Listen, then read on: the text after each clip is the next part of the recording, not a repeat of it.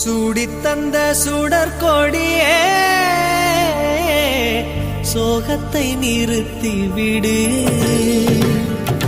நாளை வரும் மாலை என்று நம்பிக்கை வளர்த்து விடு. நம்பிக்கை வளர்த்து விடு. நம் காதல் ஜோதி கலையும் ஜோதி கலைமகள் மகளே வாவா. காதல் ஜோதி கலையும் ஜோதி